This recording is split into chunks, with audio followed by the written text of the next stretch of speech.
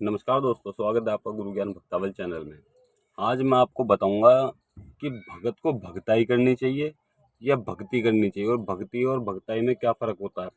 सबसे पहले तो मैं आपको बता दूं कि ये विषय जो मैं आपको बता रहा हूँ, जिस विषय पर मैं आपको बता रहा हूँ, ये मेरे से एक शिष्य ने, मतलब कि एक व्यक्ति ने पूछा। तो उसको शिष्य भी मान सकते हो आप, कुछ भी मान सकते हो।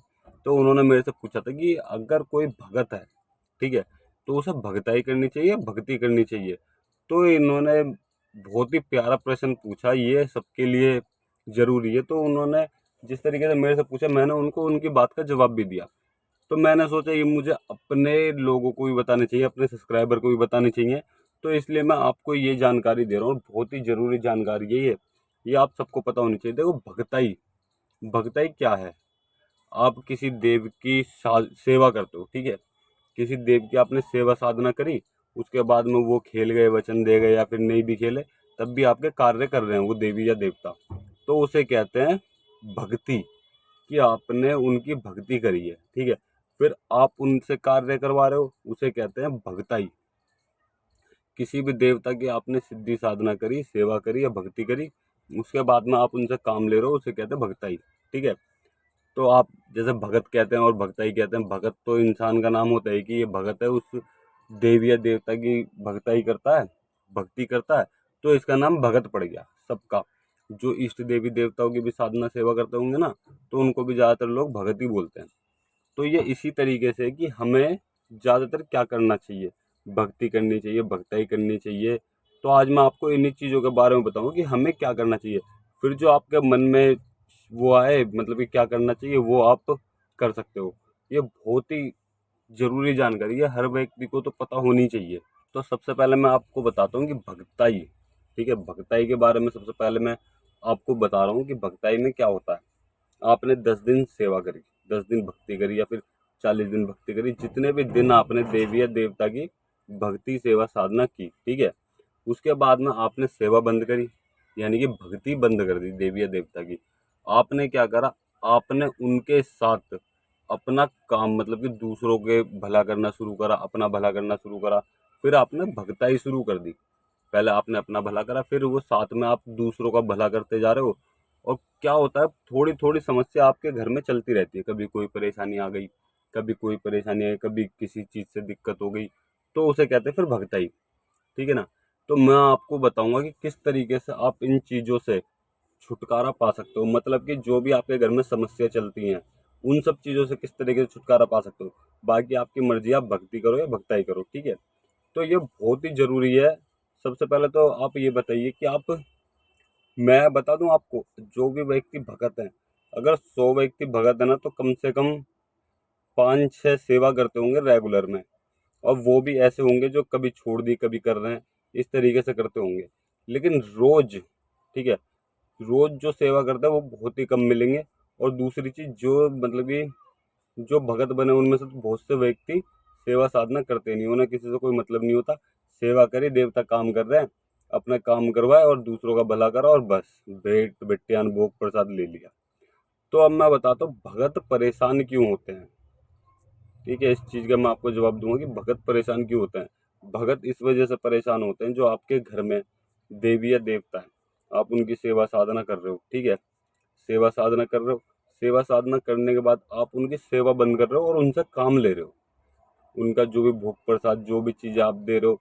भाई एक बात बताओ, आप किसी भी जानवर की आप बलि दे रहे हो, ठीक, किसी भी जानवर की आपने भेंट दी।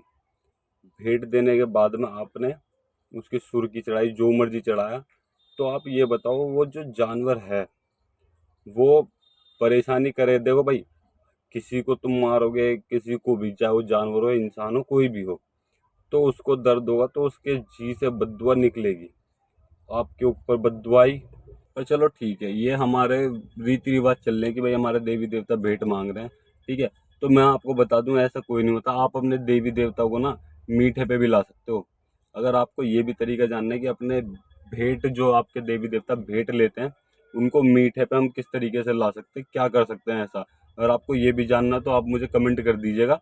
मैं अगली वीडियो इस चीज़ के ऊपर जरूर बनाऊंगा कि अपने देवी या देवता को भेंट पे से हटा के हम मीठे भोग प्रसाद पे किस तरीके से ला सकते हैं। इस चीज़ के बारे में मैं आपको पूरी जानकारी दूंगा। और उससे देखिएगा आपके देवी देवता भेंट पे आ जाएंगे। थोड़ा समय लगता है लेकिन आ जाते हैं। ठीक। तो मैं आपको बताता हूँ। अब दूसरी चीज, आप कहीं भगताई करने गए, मान लीजिए 10 व्यक्ति ठीक हो गए, 10 में से 2-4 व्यक्ति हुए, 10 व्यक्ति ठीक हो गए और 2 व्यक्ति ठीक नहीं हुए, तो 2 व्यक्ति आपको बददुआ दे सकते हैं। वो अपने मन से कोसेंगे, ठीक है ना, क्योंकि आपने उनका पैसा खर्च करवा दिया। 10 रुपए का सामान मंगाया, 20 रुपए का सामान मंगाया, या 1000 रुपए का सामान मंगाया, उनकी जेब से गया तो उन्हें फल नहीं मिला, वो ठीक नहीं हुए, तो आपको वो बददुआ देंगे। आपको मतलब कि वो कोसते हैं मन में, ऐसा होता है। मैंने कई भक्तों को देखा है, कई लोगों को देखा है कि भक्तों को कोसते हैं, सब चीज करते हैं। तो इसी वजह से आपको भगताई नहीं करनी चाहिए, मेरा मानना ये है। आपको भगताई नहीं करनी चाहिए। और ज्यादातर क्यों नहीं करनी चाहिए? अगर आप भगताई कर रहे हो किसी की भी, ठीक है ना, आपने भगताई करी किसी की भी, कोई भी व्यक्ति हो, आपने उसको ठीक ठाक करा, सब चीज करा, मान लीजिए 1% वो ठीक भी नहीं हुआ, और वो आपसे कहता है कि भाई मैं ठीक नहीं हुआ, तो आप उससे 1 रुपया भी मत लो, ठीक है ना। जो सामान अगर 2, 4, 10, 20 रुपए का, 50 रुपए का, 100 रुपए का सामान आता है, तो वो आप उसे बता दो कि ये चीज लिया और ये चीज कर ले। अगर उस सामान में उसे संतुष्टि नहीं मिलती, वो व्यक्ति ठीक नहीं होता, तो आप क्या कह सकते हो? भाई ठीक नहीं हुआ। वो व्यक्ति आपको बोल रहा भाई मैं तो ठीक नहीं हुआ, तुमने ये क्या करा, वो क्या करा, फलाना ढिमकाना, तो आप सीधे उनसे बोलिए कि भाई आप जाइए कहीं और कराइए, आज के बाद यहाँ मत आना। जब आपका भला नहीं हुआ और आप मुझे बुरा भला बोल रहे हो, ठीक है, आज के बाद यहाँ मत आना। आप उसे उठा के भेज सकते हो अपने घर से।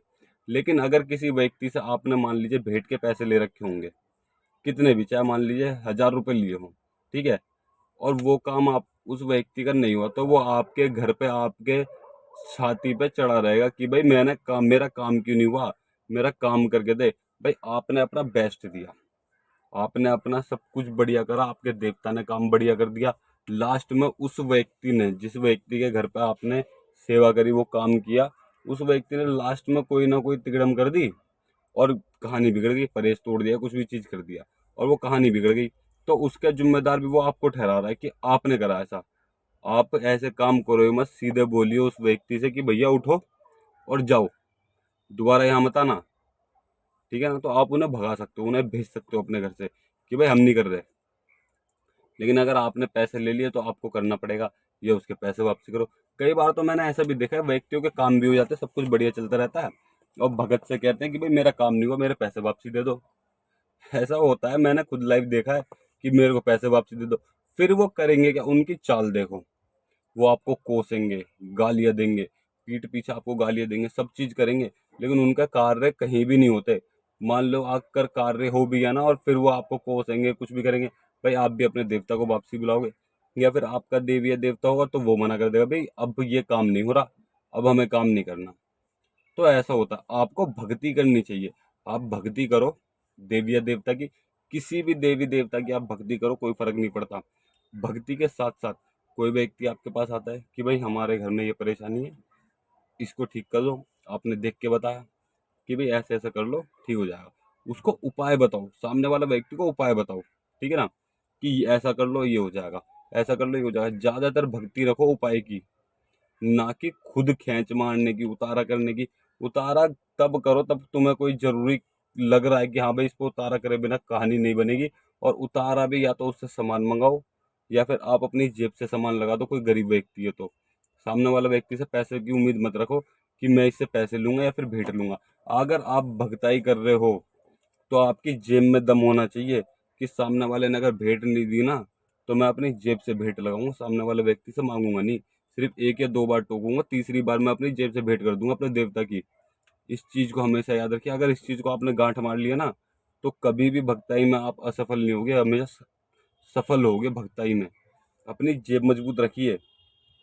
अगर आप भी थोड़ा जेब से कमजोर हैं, ठीक है, सामने वाला भी कमजोर है, तो आप उसे उपाय बताइए कि भाई आप ऐसे ऐसे ये काम कर लो। उसे पूजा पाठ बताइए देवी देवताओं की। हर देवी देवता की पूजा पाठ आनी चाहिए, इष्ट देव की, कुल देवी देवता की, हमें हमारे ऊत पितरों की, और इतने सारे देवी देवता, उन सब की हमें पूजा पाठ आनी चाहिए। वो पूजा पाठ उस व्यक्ति को बताओ कि भाई ऐसे ऐसे करो, तुम्हें आराम पड़ जाएगा। 10 दिन, 15 दिन, 20 दिन, 50 दिन, 40 दिन, 41 दिन आराम पड़ेगा, 100% पड़ेगा। कोई भी पूजा पाठ करो आप, ठीक है, आराम पड़ते ही उसे। उसके बाद में क्या करना आपको, मान लीजिए वो व्यक्ति ठीक हो रहा है, उसको फर्क लग रहा, बहुत ज्यादा फर्क लग रहा, तो आप उससे बोल दो भैया ये सेवा पूजा करता रहे, छोड़ने की जरूरत नहीं है, करता रहे। कोई व्यक्ति कुछ भी करता रहे, तुझे ये पूजा छोड़ने की जरूरत नहीं, तू ये पूजा करता रहे, ठीक है। तो इस चीज़ से क्या होगा, आपकी पूजा, आपकी भक्ति भी चलेगी, और साथ में जो आप दूसरे व्यक्ति को पूजा पाठ बताओगे उसकी भी भक्ति ही चलेगी, ना कि भगताई। भगताई तो देखो एक अलग तरह का वो हो गया कि भगताई करनी, ये करना, वो करना। भगताई से अच्छी ना भक्ति है। सामने वालों को उपाय बताओ, तरीके बताओ, मंत्र बताओ, मंत्र नहीं है, पूजा पाठ के तरीके बताओ, हर चीज के तरीके बताओ, वो व्यक्ति सफल होगा, जरूर होगा। ये मतलब कि छोटा सा है, मेरा मानना ये है कि भगताई मत करो, भक्ति करो। अपने देवी देवता की, अपने इष्ट देव की, अपने माता पिता की भक्ति करो। किसी चीज की आदत डालो, जैसे नशे की आदत पड़ जाती है ना, किसी चीज की आदत पड़ जाती है, उसी तरीके से आप भक्ति की आदत डालो।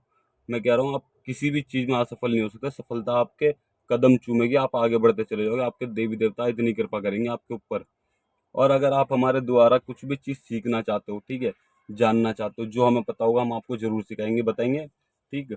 तो आप हमारे द्वारा हमसे गुरु दीक्षा लेके हमसे सीख सकते हो। एक चीज़ और, हम गुरु दीक्षा ऑनलाइन देते हो और ऑनलाइन ही सिखाते हैं। अगर आप इच्छुक हो तो आप हमारे इंस्टाग्राम पर हमें मैसेज करिए। इंस्टाग्राम आईडी हमारी गुरु ज्ञान भक्तावल के नाम से। हम इंस्टाग्राम आईडी का लिंक आपको डिस्क्रिप्शन में भी दे देंगे। और अगर आपको हमारे द्वारा कुछ भी चीज़ सीखना हो तो आप हमसे इंस्टाग्राम पर गुरु दीक्षा लेके हमसे सीख सकते हो।